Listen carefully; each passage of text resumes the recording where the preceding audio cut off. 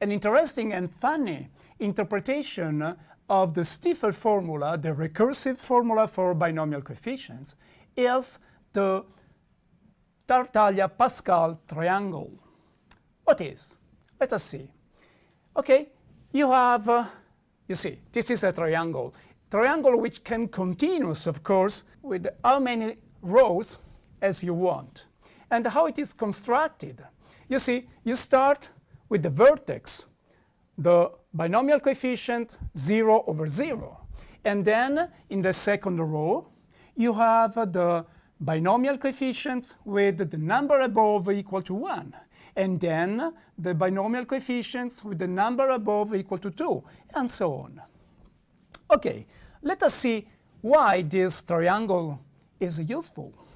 You can observe immediately from the definition, remember, that n over 0 is equal to 1 for each natural number n.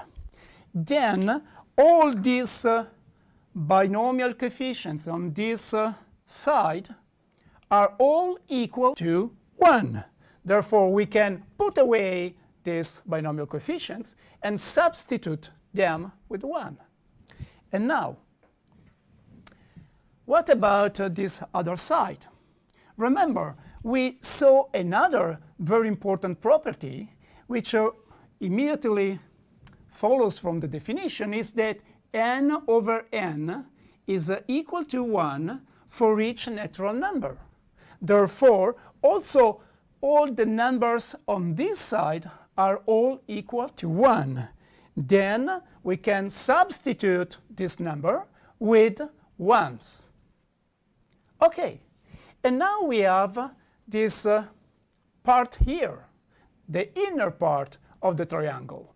And let us see what we can do.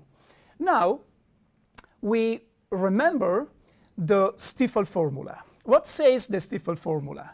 Says that n over k is equal to what? To n minus 1 over k minus 1 plus n minus 1 over k. Okay, let us see what says the Stifel formula for this. Okay, taking n equal 2 and k equal 1, what do you get? Here you have 1 over 0 plus 1 over 1. But 1 over 0 was this number, and 1 over 1 was this number. Therefore, 2 over 1 is the sum of this and this. And you see, again, for example, 3 over 1. What is 3 over 1? Apply the Stifel formula. N equal 3, k equal 1. Then here you have 2 over 0, and 2 over 0 was here, plus 2 over 1, which is here, and so on. Therefore, put away these binomial coefficients, and now we can complete the triangle in such a way.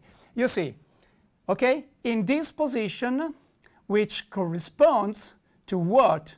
To 2 over 1, then you get the number 2.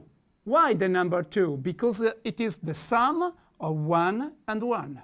Okay, and now we completed the row of binomial coefficients with above the number 2. And now let us start with this row. What we have in this position here? We have 3. Why? Because it is the sum of 1 and 2. And this was what? 3 over 1. This was 3 over 0, 3 over 1. And now 3 over 2 is again the sum of 2 and 1. And therefore, also 3 over 2 is equal to 1. And then we have 3 over 3. And now let us start with this line. The row corresponding to the binomial coefficients with the 4 above. Okay, this is what? This is 4 over 0, which is 1. Then here in this position, you have 4 over 1, which is 4, which is the sum of 1 and 3. Here in this position, you have 4 over 2, which is 6, the sum of 3 and 3. Here in this position, what you have? We have 4, which is 4 over 3, and here, in the last position, we have 4 over 4, which was 1. And now, how can we continue? We can continue taking here 1, and here we have 5, and here what you have 10, and here you have again 10, and here you have 5, and here, of course, you have 1.